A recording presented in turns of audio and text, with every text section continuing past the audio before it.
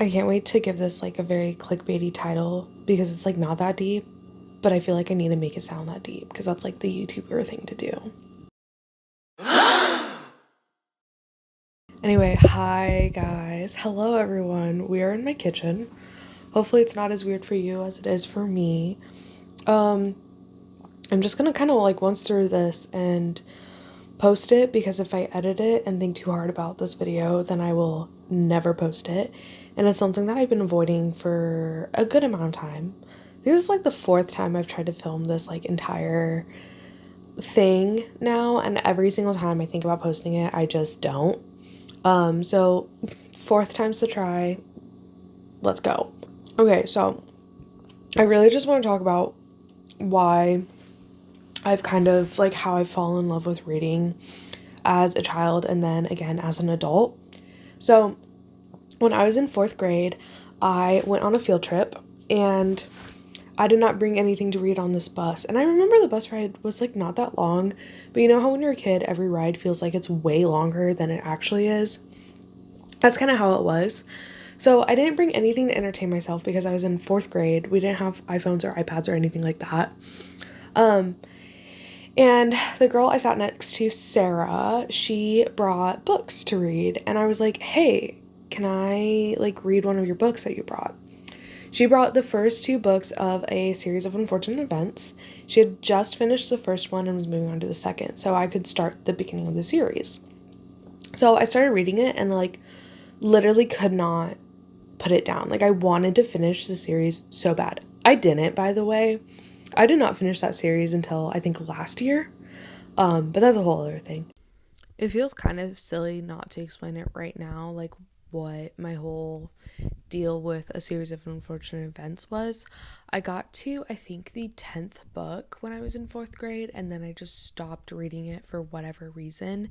And then last year, I went on a journey to read the entire series, and I was actually kind of disappointed with the ending. I remember really enjoying the first couple of books, and then it was really like fun and nostalgic to revisit a lot of the books, and my favorite book still ended up being my favorite as an adult, which was also really fun.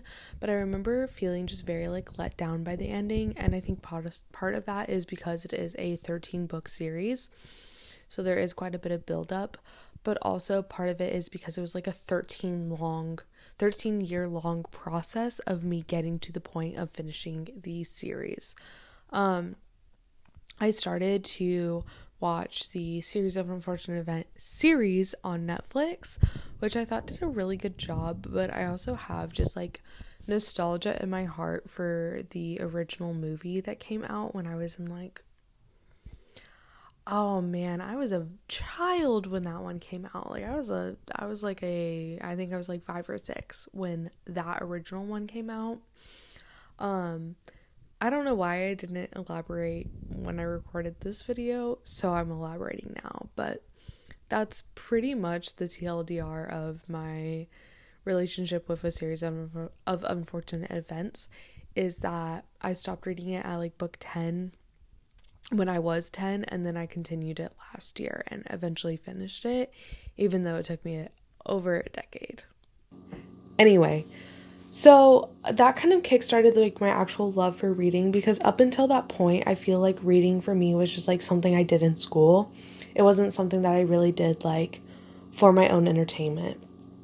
And so I would say the height of like that reading craze, I guess, for me was in like 8th and ninth grade. I remember I would go to the library like all the time, the school library all the time, the my local library all the time. I read constantly. During the summer, I would stay up until like 1 or 2 a.m. just like reading, and I really like fell in love with it. I also feel like I was also getting into like fandom culture at the time. Divergent had just come out, so that was a whole thing. And I think that also really influenced my desire to read and obviously what I read. As I went into high school, I didn't give reading as much attention. I would still read a good amount in the summers, but like definitely not during the school year. And that really died off when I went to college. I, again, like in the summer, would try to read a book or two, but it wasn't anything substantial. I thought about reading a lot, but never actually read. Another part of like where, like, how I ended up falling in love with reading again as an adult is that I transferred schools between my freshman and sophomore year of high school. So a lot of the books that the people in my grade had read their freshman year, I didn't because I was at a different school. And then a lot of the books that like I would have read as a sophomore, I didn't because I just changed school. So I felt like there's a gap in the books that I had read that like my classmates have read that I hadn't. So I felt like I was missing out on things. So I remember specifically hearing the quote from The Help where Skeeter says that if the book is banned, then it must be good. So I went and I Googled a banned book list. And I found this one specific list. It was like the first one that came up. And I said, I'm going to read every single book on this list.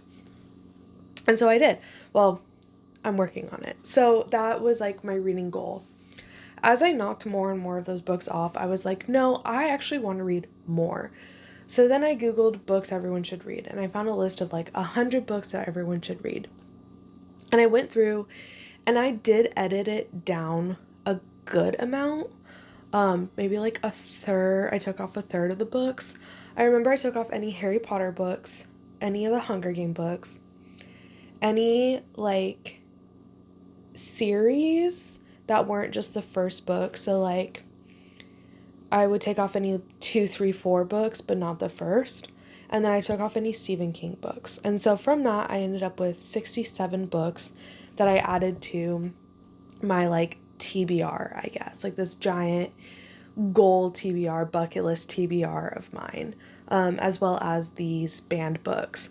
And so as I went through college and started to kind of have like a bit more free time, especially in the summer, I began to slowly work through these 2 lists that I had for a good couple of years at that point. And you can see in like how many books I've read each year that it just skyrockets as I go from like my junior and senior and then graduating. And it's really launched my love of books again as an adult, working through these lists, because I've read so many books that I've absolutely loved and can't stop thinking about. And I've read books that I absolutely hate and never want to read again. It's given me a really good idea of like what kind of characters I like, the types of authors I like, the writing I like.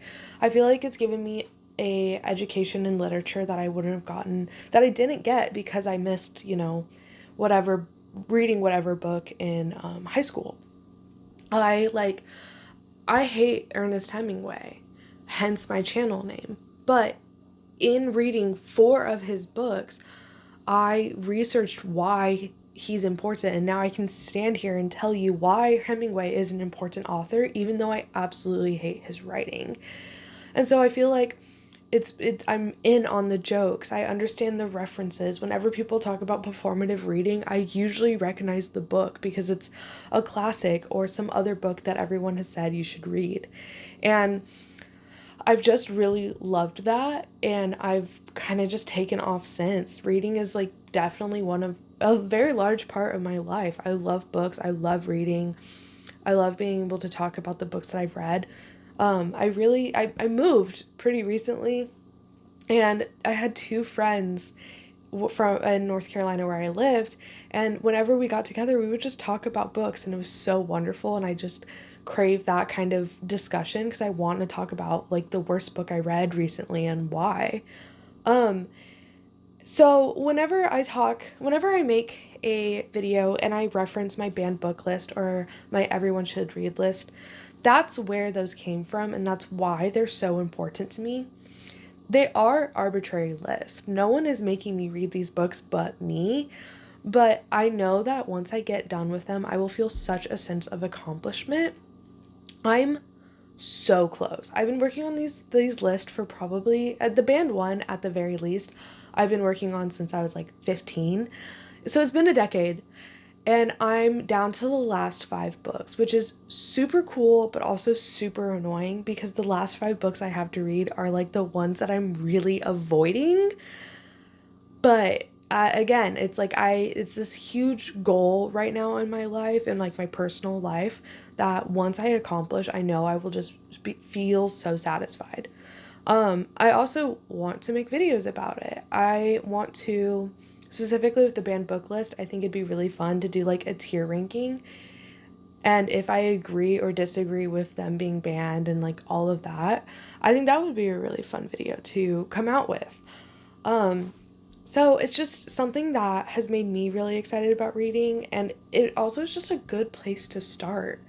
You know, books are popular for a reason, and it helps you understand your taste as a reader. Like, I've learned that I don't like romance. I don't really like fantasy or sci-fi, which I know I say in every single video, but it's true. But I've learned the types of books that I do really enjoy and the authors that I really enjoy.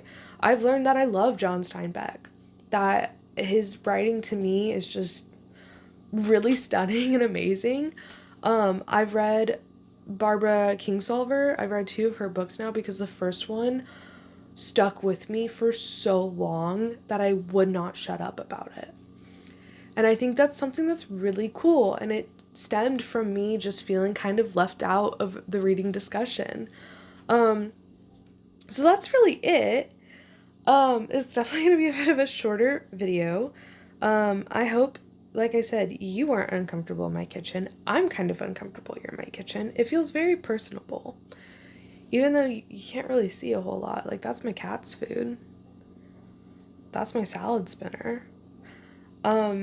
Anyway, how did you get into reading? Have you always loved reading? What are your favorite genres? What are your least favorite genres? What's a book that you read because everyone told you should that you absolutely hated? I'd love to know. Hopefully I actually post this one. I think I will. I'm feeling a bit more confident about it. Maybe it's the wine. Who knows? But, it's just that this is something that I kind of just need to put out there, and it's a good introduction to me and who I am as a reader and the things that I read and have read and will continue to read. And Skeeter is right. Most of the banned books I've read are really good. Some of them are really bad. Some of them are really bad. There's some that I've read that I'm like, okay, like, I understand why this was banned, and I did not need to spend my time with it, but here we are. I think that's all I have. Okay. Peace and love. I will see you in the next one.